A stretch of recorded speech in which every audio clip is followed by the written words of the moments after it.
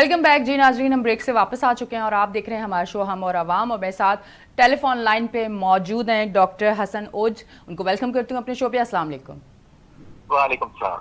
अच्छा डॉक्टर साहब, अब थोड़ा सा मैं हर बीमारी पे बात करती हूँ, मतलब कोई भी अगर निगलेरिया का भी हुआ तो उस टॉपिक पे भी मैंने बात की, मैंने कैंसर पे भी बात की, मैंने हेपेटाइटिस पे भी बात की, मैंने टीबी पे भी बात की।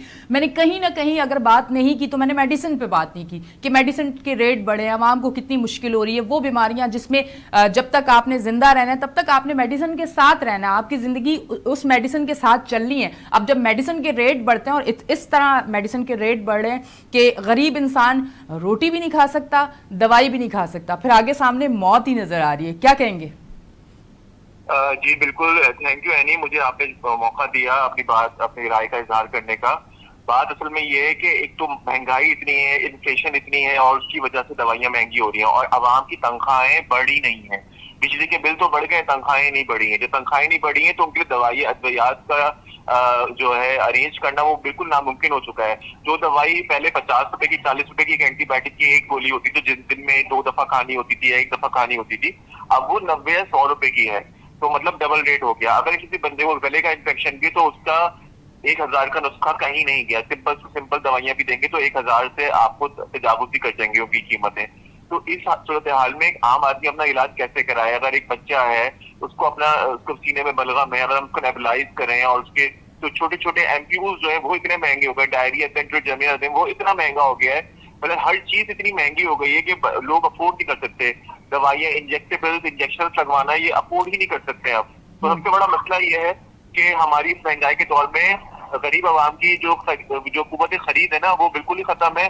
और उस हुकूमत को बाकी किसी चीज में भले सब्सिडी दे या ना दे, लेकिन अद्वियात के मामले में सब्सिडी देनी चाहिए। अच्छा डॉक्टर साहब, मुझे ये बताइएगा, ये जो गवर्नमेंट हॉस्पिटल्स होते हैं तो क्या यहाँ मेडिसिन मिलती हैं या कुछ ही मेडिसिन है जो आपको गवर्नमेंट हॉस्पिटल से मिल जाती हैं और बाकी आपको अपने मेडिकल से ही खुद ही लेनी पड़ती हैं? थोड़ा सा इस ये बारे में आपने जरूर। बहुत अच्छा सवाल किया है। देखिए, सरकारी अस्पताल जो होते हैं, सिविल अस्पताल, जिला अस्पताल, हाँ। आबादी शहीद अस्पताल, ये एडमिशन के लिए बहुत अच्छे हैं। हम्म। यहाँ पर आपने मरीज को लेके जाएं, यहाँ पर बेहतरीन इलाज होता है। हाँ, सफाई सुथराई का फुकदान होता है, अच्छा। सफाई सुथराई नहीं होती है, लेकिन यहाँ पर इलाज बेहतरीन होता है। लेकिन जो दूसरी चीज जो यहाँ पर हमें नहीं देखने को मिलेगी वो ये है कि यहाँ पर जो ओपीडी में दवाइयां फ्री नहीं मिलती और मिलती है सिर्फ 1 दिन की, 2 दिन की।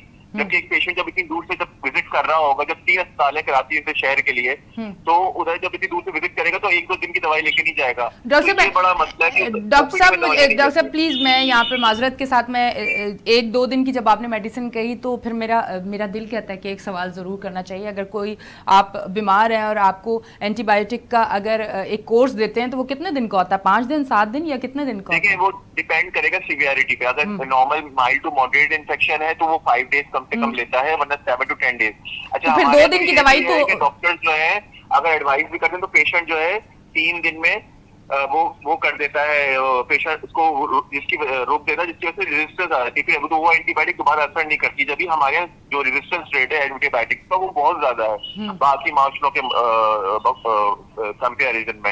तो ये बड़ा मसला है हमारे यहाँ और हमें इस बात का बड़ा ध्यान रखना चाहिए। और पेशेंट की काउंसलिंग बहुत जरूरी है कि वो अपनी तदबियात जो है, जितना डॉक्टर ने कोर्स बताया वो पूरा करें, भले उनकी बीमारी एक दिन में ही ठीक क्यों ना हो जाए। ठीक। अच्छा, ये कोर्स ना पूरा करना और दवाई बीच में छोड़ देना, अगर आपने 5 दिन का, 3 दिन का, 7 दिन का या उससे आगे भी दिन बढ़ा दिया और आपने एक दिन अगर खाई और आपको बेहतर फील हुआ और आपने मेडिसिन छोड़ दी, तो क्या इसके कोई साइड इफेक्ट भी होते हैं?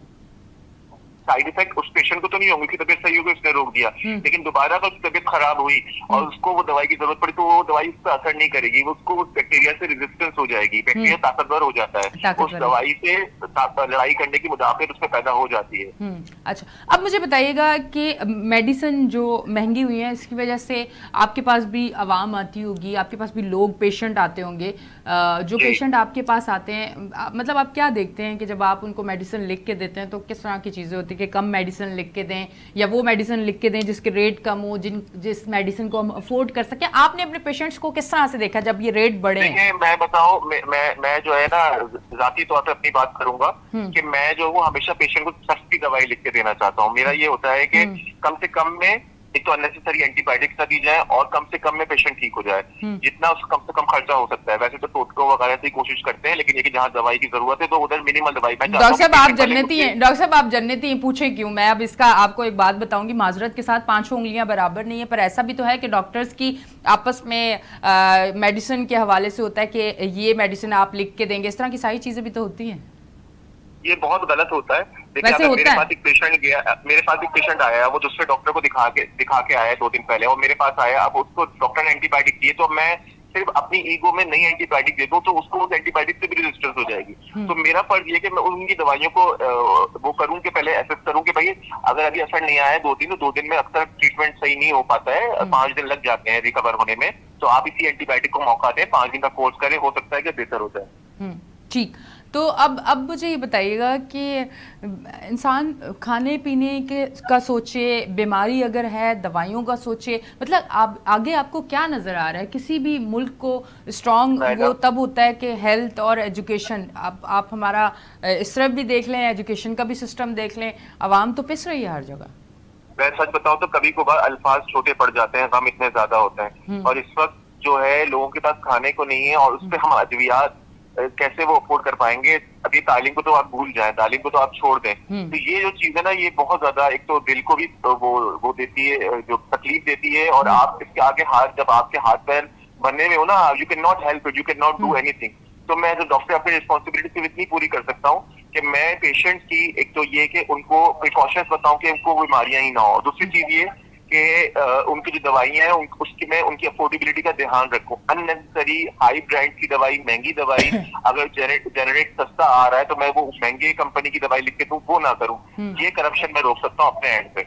ठीक। अच्छा डॉक्टर साहब, डेंगू के काफ़ी केसेस पिंडी में जो हैं वो, अब डेंगू के हवाले से थोड़ा सा कराची का भी बताइएगा कि ये जो डेंगू की केसेस हैं, जब स्टार्ट में डेंगू आया तो बहुत सारे केसेस थे। अब मुझे बताएं कि जिस तरह अगर कोरोना की भी हम बात करें तो जब वो आया था तो एक बड़ा स्ट्रॉन्ग, और कोरोना का बड़ा एक चर्चा, एक खौफ और सारी चीज़ें, फिर वो करते करते करते उसका जो एक जितना स्ट्रॉन्ग था फिर वो जोर टूटता गया, अब वो उस हिसाब से नहीं है। तो ज़रा डेंगू का मुझे बताइएगा।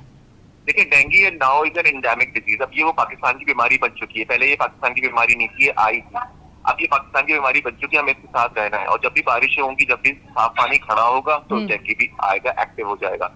हमें इसमें बस ये होता है कि हमारी इम्यूनिटी स्ट्रांग होनी चाहिए। अगर प्रोटीन डाइट हमारे बच्चे लेते रहेंगे तो हमें वो मच्छर के काटने से भी उस तरीके का रिएक्शन नहीं आएगा, उतना फीवर भी नहीं होगा, और ना ही हम उस लेवल का बीमार होंगे, हम अच्छी जल्दी रिकवरी कर पाएंगे। लेकिन अगर इम्यूनिटी कम है, हमारे बच्चे ऑलरेडी मैलनरिश्ड हैं, तो फिर जाहिर सी बात है आप फिर उसमें कुछ भी नहीं कर पाएंगे, और प्लेटलेट्स आपको अरेंज करने पड़ जाते हैं। आपको पता है प्लेटलेट्स की लाइफ भी 6 आवर्स होती है, आप अभी चढ़ाएं 6 घंटे के बाद दोबारा चढ़ाने पड़ता है। तो ये चीज जो है जाहिर सी बात है, डेंगू तो एक सिम्टोमेटिक वायरल इलनेस है और सिम्टोमेटिकली ट्रीट होता है। जिसकी तबीयत ज्यादा खराब होगी उसका कोई बीमारी का इलाज नहीं है, बस आपको जो सिम्टम्स हो रहे हैं आप उसी को ट्रीट कर सकते हैं। अच्छा, डेंगू साफ पानी का मच्छर है, साफ पानी का मच्छर, तो घर में आप कहीं भी साफ पानी अगर सेव करते हैं तो उसको कवर करें बरामदे में या सहन में, और उधर भी मच्छर जमा हो सकते हैं, तो उधर भी आपने परिंदों के लिए पानी रखा हुआ है तो उसको उधर भी मच्छर जमा हो सकते हैं। डॉक्टर साहब, ये बात कहाँ तक सच है कि डेंगू में आप पपीते के पत्तों का पानी पी लें या पता नहीं जूस पी लें, ऐसे बहुत सारी चीजें हम सुनते रहते हैं ना, ये इसमें कितनी सदाकत है? इस पे हम लोग जो है डॉक्टर से वो तो नहीं मानते, लेकिन इस पे रिसर्चेस चल रही हैं, और यकीनन कुछ लोगों को इससे शिफा मिलती है। लेकिन प्रोटीन डाइट, दूध और अंडा हो और खजूर हो और ये सब चीजें हो, तो इनसे जल्दी प्लेटलेट रिकवरी हो जाते हैं, सेब से जल्दी रिकवरी हो जाती है। मैं अपने भाई को खुद 2010 में डेंगू के हाथों खो चुका हूँ। मेरे भाई को भी डेंगू हेमोरेजिक शॉक हुआ था, उनकी 2010 मोहम्मद रेहान खानम की डेथ हो गई थी। तो डेंगू इसलिए मुझे पता है कि मैंने खुद उसको भुगता है, अपने घर में वो सदमा झेला है, तो मुझे इसलिए बहुत पता है कि इसमें इंसान कुछ कर नहीं सकता। जितना भी आप एहतियात कर लो, कुछ भी कर लो, अगर आपके नसीब अच्छा नहीं है और आपके प्रॉपर केयर सिस्टम नहीं है, थोड़ी डिले हो गया, तो फिर आप यू कैन नॉट हेल्प। ठीक है डॉक्टर साहब, बहुत बहुत शुक्रिया, आपने अपना कीमती टाइम दिया और मेडिसिन के हवाले से हमने कोशिश की कि बात करें। ये भी एक इशू है जिसको हमने सोचा कि स्क्रीन पे ज़रूर लेके आएँ, कि कुछ पेशेंट ऐसे हैं कि रोज़ की बुनियाद पर उनको मेडिसिन चाहिए होती है, और जो अल्लाह ना करे ऐसी कोई बीमारी जिनको नहीं है, पर आपको पता है कि मौसम जब चेंज होता है तो वायरल इन्फेक्शन भी होता है, उसके लिए भी हॉस्पिटल जाना पड़ता है। जहाँ इतनी ज़्यादा महंगाई है, जहाँ बेरोज़गारी है, जहाँ लोग बहुत ज़्यादा परेशान है, वहाँ बीमारी जो है वो जब आती है तो सोच समझ जो है वो खो जाती है कि अब अगर डॉक्टर डॉक्टर के पास जाते हैं तो एक लंबा खर्चा, मेडिसिन अगर लेते हैं तो वो अफोर्ड नहीं कर सकते। तो हमारी कोशिश थी आज इस टॉपिक पे भी हम बात करें, कम से कम मेडिसिन के रेट इस तरह के होने चाहिए कि अगर आवाम बीमार हो, हम में से कोई बीमार हो, तो कम से कम वो हॉस्पिटल जा सके, अपना इलाज करवा सके, ऐसा ना हो कि बग़ैर इलाज के ही वो दम तोड़ दे। तो नाजरीन, डेंगू पे भी हमने बात की। तो मेरा यही कहना है, आप जहाँ जहाँ मुझे सुन रहे हैं, मेरा यही एक आपको मशवरा है कि अगर आप अपने घर में कहीं पानी सेव करते हैं तो उसे ढक के रखें। अगर आपके आसपास कहीं साफ़ पानी जमा होता है तो कोशिश करें उसे ना जमा होने दें, और कोशिश करें कि शाम होते ही आप पर्दे, जाली वाले पर्दे और इस तरह की चीज़ें करें। ख़ुद सेफ्टी आपने करनी है, क्योंकि जान आपकी बहुत कीमती है और अपनी जान की हिफाजत आपने ख़ुद करनी है। हर चीज़ हमने ये नहीं सोचनी कि गवर्नमेंट ने करनी है, आपने भी कुछ करना है। अगर हर एक सिंगल इंसान अपना फ़र्ज़ समझ ले कि कुछ ज़िम्मेदारियाँ उसकी भी हैं, तो आप यकीन करें ये जो इतनी सारी बीमारियाँ, इतनी सारी वबा जो एकदम से फैल जाती है, तो कहीं ना कहीं उस पर काबू पा सकते हैं। अपनी होस्ट एनी शाह को दें इजाज़त, फिर मिलेंगे। अल्लाह हाफ़िज़।